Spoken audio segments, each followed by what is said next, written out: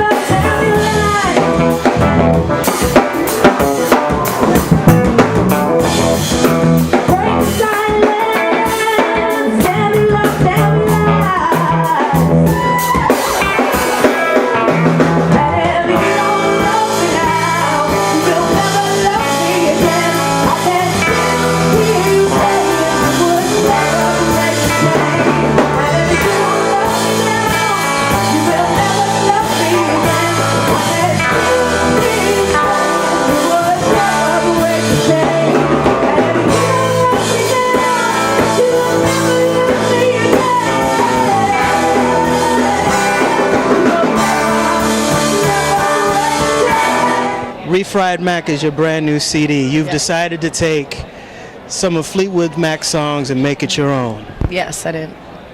Why did you decide Fleetwood Mac of all rock groups? Well, you know, they're a classic rock band. They're great. They write great songs.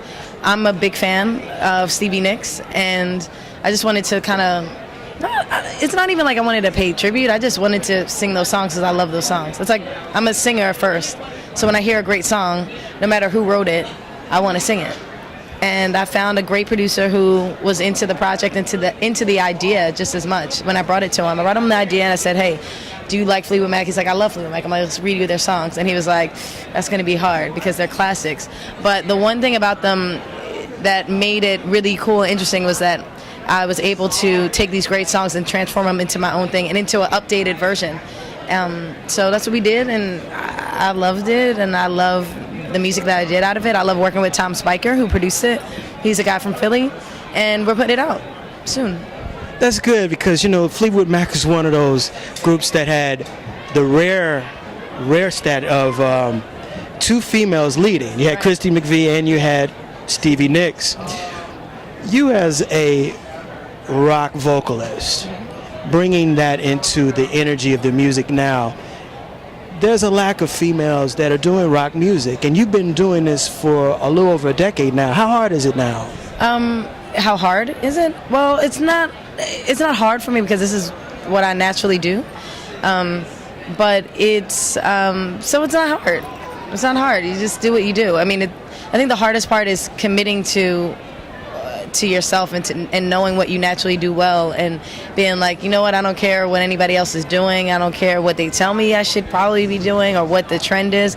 I'm actually just going to do me. So, but I'm at the point in my life where I do me regardless. You know, I wear what I want to wear. I look the way I want to look. I speak the way I want to speak, and I do the music that I want to do. And I was fortunate from the beginning to be able to do the music that I want to do. So it's not very hard to be, you know, a rock artist or a rock singer, because that's me. The thing that I really admire about you through your last decade is, one, like you said, you've done whatever you wanted to do, but there's a real folky rock honesty to you. Tell me where the origins came from.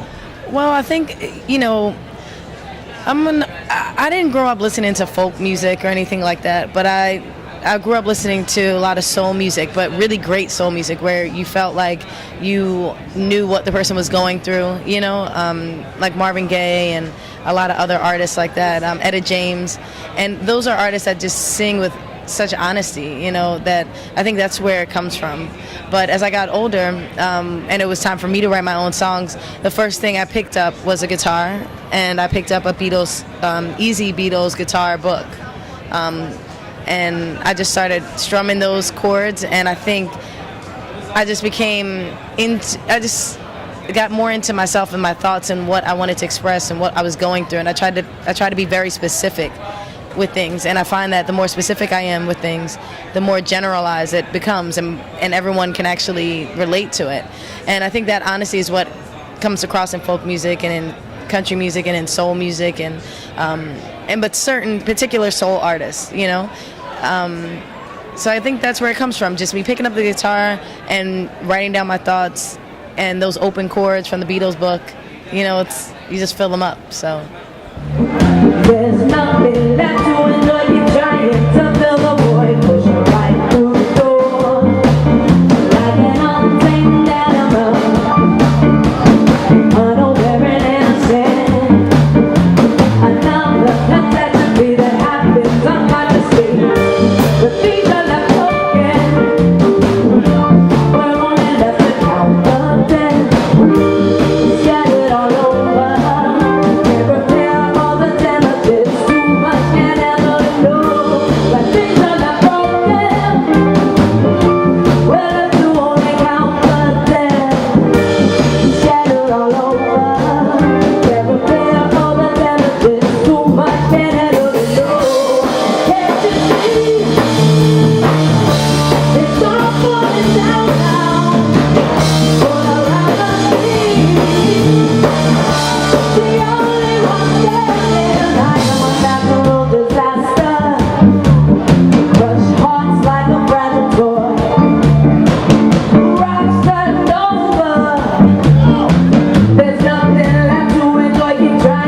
One of your other groups that you're part of is with rapper Talib Kweli and rapper Graf Noble.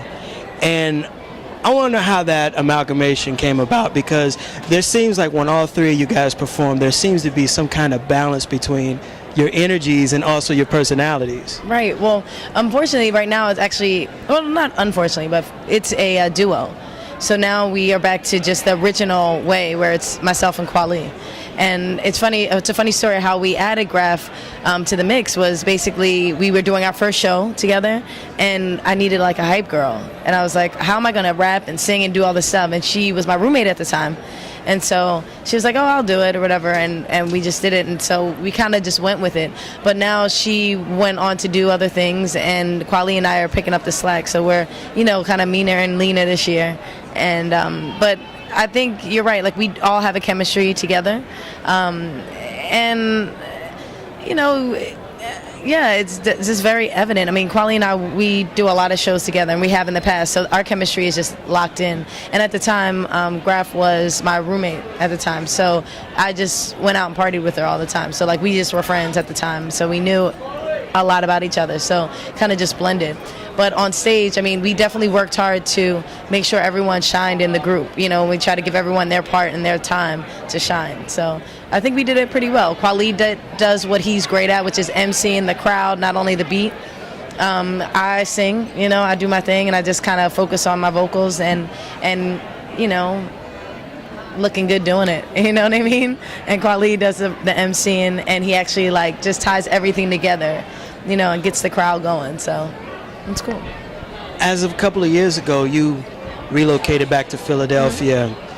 What's the adjustment like now? And I understand now that you have a residency every Sunday night where you're actually performing your music and you're kind of like reinventing yourself. Yeah, moving to Philly was a bittersweet moment. I actually moved back because my father passed away. So it wasn't really oh yeah, I'm coming back home to Philly, woohoo. It was very like, okay, I need to hang out with my family for a while.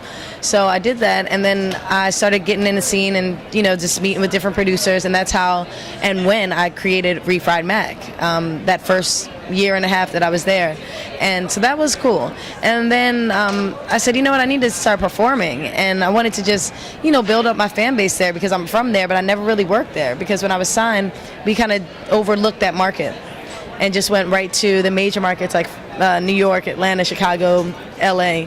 And we kind of neglected Philly, to be honest with you. And so now that I was there, I was like, let me work in my own town, you know? So I started this event called Reset, where it features singer-songwriters, all female singer-songwriters and rock bands. So, you know, and myself, and I always perform. And it's been wonderful. I mean, I handpicked the artist. You know, I decided that I'm going to name the event Reset. I decided that I wanted it, what type of event I wanted it to be. I chose the DJ, asked him to play certain things, stuff that you just don't hear at clubs right now. Also, I handpicked all the artists, and I continue to do so. And you know, we took a little hiatus, but we're actually going to pick it up and actually do it once a month now. We were doing it every week. So we're now going to slow down and do it once a month just so I can go outside of Philadelphia and do other shows like the Fort Greene Festival. And I'm also doing Afropunk this year.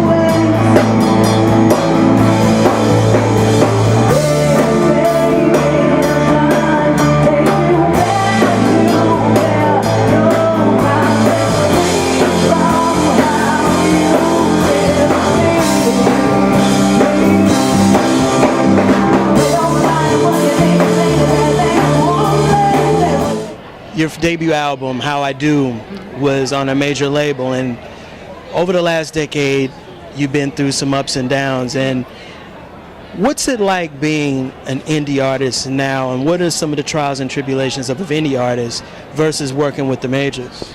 Well, I always say, I mean, you know, working with the majors was a great thing for me. I always tell people that when you sign your deal or don't sign your deal, whatever, as an artist, you are completely different. Your situation is different than anyone else's. It can't be compared to anyone. My situation, fortunately, I felt good in my major label. There were some bumps and bruises along the way, but for the most part, because they signed me and because I did the art that I did, that meeting together is the reason why we're sitting here right now. So I'm not mad at a major label. You know, Jay Boberg signed me. He was the president of MCA at the time. So that was a great look. We did a great album that they funded, and we put out a great album. We did a great videos. You know, there's some trials and tribulations as far as, you know, fighting to get Golden Boys as the single or fighting to get this video done and blah, blah, blah. But there's also, you know, downsides to being indie as well. I mean, the one major for me is getting it out to the world, getting my music out to the world. Everyone says, oh, you can do it online, but you need marketing and advertising as well, you know, and those are the things that the label definitely took care of. Also, I'm pretty hands-on everything now, which I like sometimes and sometimes I don't. I would prefer to just write songs, sing them, and, you know, do some interviews here and there, some photo shoots. But instead of that, I do all of those things, as well as, you know, up until about a couple weeks ago, I was managing myself. I am my own booking agent till this day. Any show that you see me on, it's because they directly called me on my BlackBerry or emailed me on my BlackBerry, you know.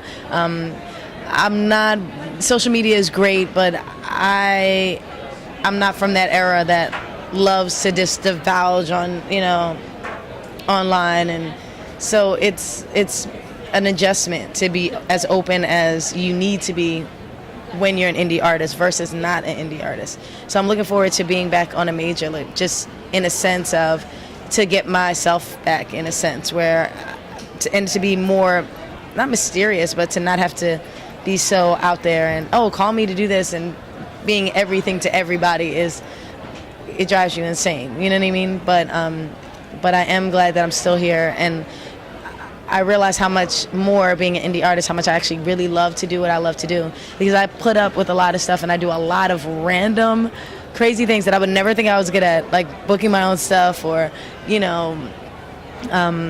my own manager, or doing my own website, or doing this whole event reset. And I've learned all these things that I can do that I never knew, would have never known if I was still in a major. So it has its great things and great points, but it's also a lot of effing work, you know what I mean? And a lot of work that I personally as an artist don't want to do and don't like to do. Like, I don't like being on my computer all day at all.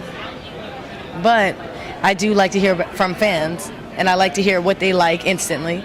So it's always like a constant rub. Like, I love to do it, but I hate to do it. I love to this part. I like this aspect, and I don't like this part. So I do a lot of stuff just for that 45 minutes on stage. And so it really shows me how much I love what I do. So it's always a bittersweet thing, being indie. That'll do it again for another edition of the Pace Report. I'm Brian Pace, reporting live here at Fort Greene Park here in Brooklyn, New York, at the 2011 Fort Greene Festival. I'd like to personally thank Reese for her time, as well as the promoters here at this year's 2011 Fort Greene Festival. As always, please visit my website, www.thepacereport.com, for my weekly column as well as my past segments. Until next time, remember, if it's in the groove, it'll make you move. Until next time, peace. Another